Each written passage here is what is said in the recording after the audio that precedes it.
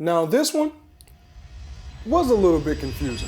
Xerjoff Alexandria II. Now this fragrance was a little bit confusing for me. I'm not saying it was meh, because trust me, it is an amazing smelling fragrance. But it took me a while to really appreciate the nuances of this fragrance. I'm really starting to dip my toe into a lot of different oud fragrances. And even though this one doesn't have that much of a strong essence of oud in it, you can still definitely smell it.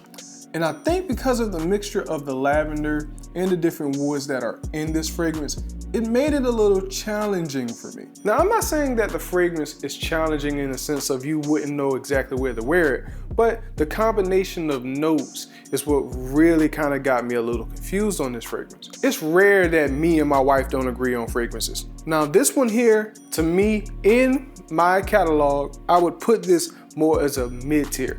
But for her, she put this in her top 5. And when we were out this weekend, we went to the mall, Walmart, you know, everyday things, went to breakfast, and I wore this for about 4 straight days. Just so I can get a good wear of it in different situations, different times, figuring out how much to spray. Is this too much? Is this too little? I wore it with different fabrics, different jackets, different sweaters, just to kind of get a better understanding of the overall wear of the fragrance. Because here at Ronniejtv, I want to make sure I cover all aspects of it. This fragrance right here, I gotta say, is up there in the class of Xerjoff, because a lot of Xerjoff fragrances are a little weird. This cute little sample bottle that I have of Alexandria II is incredibly classy. It may be, at least in my taste, slightly too old for me. Even though I'm freshly 30, don't get me wrong, I am freshly 30, but I think that this right here is just a little bit too much. Over time, I believe my nose will grow to understand and appreciate the different aspects of this fragrance. Let's get a breakdown to it. Instead of going to the laptop this time, I gotta pull it up on the phone. What you'll get here would be the main accords of woodiness, amber, slightly powdery, lavender, warm spicy, oud, vanilla, musky, cinnamon, and at the very bottom overall, a little sweetness. With just those accords, again, Fragrantica, grain of salt, with just those accords, you would think this fragrance would smell a little bit different than what it is. But if you look here at the perfume pyramid for those note breakdowns, you'll have some rosewood, lavender, cinnamon, and apple. Now, just off of first sniff, you'll get a lot of the lavender. I think this and Naxos is gonna be very, very heavy on that lavender up top. You get that apple, you get a little bit of that cinnamon, but in the middle, you'll definitely get the rose, the cedar, the lily in the valley. In the base, that oud, that musket, that vanilla, and that amber to round out some of the sweetness. Now, in that fragrance, I definitely do smell that. I definitely get a little bit of that sweetness, some of that vanilla, some of that amber. But the thing about it is, especially with Xerjoff and a lot of niche fragrances, they're pH reliant at the end of the day. They really are. So if you don't spray it on your skin and you just spray it on paper or just smell it out the bottle, you won't get the nuances of the fragrance. What I'm gonna do here is spray it on the skin. In first contact with the skin, I'm gonna let you know what it smells like. So first contact, you're getting oud, you're getting rose, and you're getting lavender. We went to the mall. I spoke to a buddy of mine that works at Neiman Marcus. I spoke to a buddy of mine that also works at Nordstrom. And I spoke to a buddy of mine that works at Belt. I know Belt don't have this fragrance, but they've been around the block a long time and they smell a lot of fragrances. So I trust their opinion on things. And when it comes to this fragrance, for some reason, a lot of people say that the oud steps in first, even though it's a base note. Now that I'm talking and speaking with y'all, I'm getting a little hint more of that lavender. It's not getting any spicy at all from the cinnamon, any spices, from the cinnamon. Getting a little bit of the apple. And you're definitely getting some wood and some cedar in that rose. So, like always, I'm gonna let it dry down and I'm gonna give y'all my opinion when we get back. Okay, now we're back.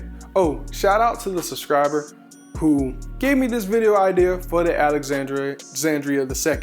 The subscriber suggested it, I believe during the live. I'm gonna look it up, but if I can find the comment, thank you, and I'm gonna shout you out in the description. So, as it starts to dry down, it smells like a very soft oud. And I think that's what makes it a sophisticated gentleman when it comes to this fragrance, and I believe that's why my wife likes it so much. Now, there's been a slight difference when it comes to the different fragrances that my wife likes.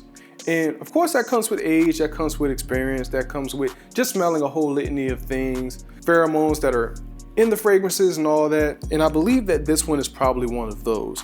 This will go into my I'm wearing this because of my wife category and not really for me. And that's not because the fragrance isn't bad. It's just not really personally my cup of tea. But everybody that I've spoken to likes the fragrance. I got a compliment when we went for breakfast. I also got a compliment when we was in the mall. So this fragrance right here is very mass appealing. I recommend people to get the sample kit. I'll give a link to the sample kit. It has this, it has Naxos, and it has Golden Delilah. Those three fragrances would definitely help you gain a different appreciation when it comes to Xerjoff. Because it has Naxos in it, which is their top seller, then it has the more adult Alexandria II and a little bit more of a playful when it comes to Golden Delilah. So I think everyone would at least love to get the sample kit. If I had to rate this between a 1 and a 10, I would rate this a solid 7, just because of the mass appealing of it. It's not my favorite type of scent, but I'm dipping my toe into a lot of different ouds. So you're gonna get other fragrances in future videos with oud in them. I have a video coming soon with Initio's Absolute Aphrodisiac. I finally got that fragrance in, man. I've been dying to try to get that fragrance. I finally found it. I found it off of somebody who only used half the bottle and wanted to sell it. I was like, yes, so I jumped on it. But before I give my opinion on it, I want to give it a full wear.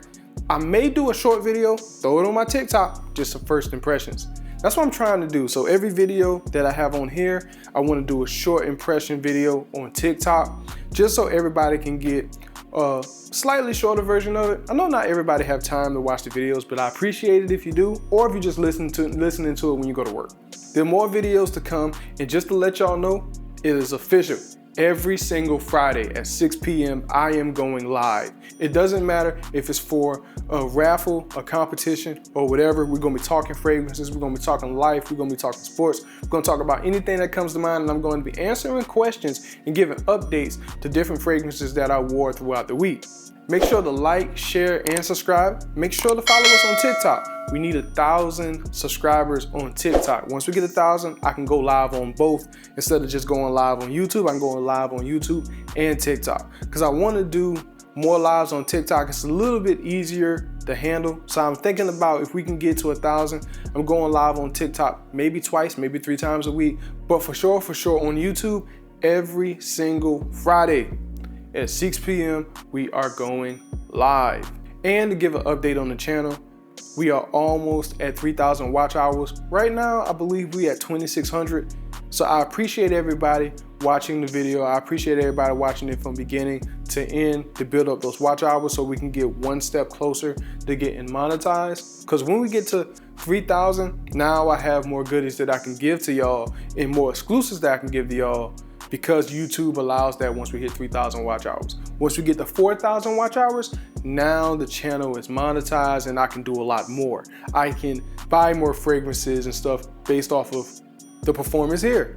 Because at the end of the day, I still got a full-time job, and I want to make YouTube from my hobby to my passion to my full-time job. Because I'm here to help the people out. I would really appreciate it if you would like, share, subscribe, let your friends know, hey, Ronniejtv is where it's at.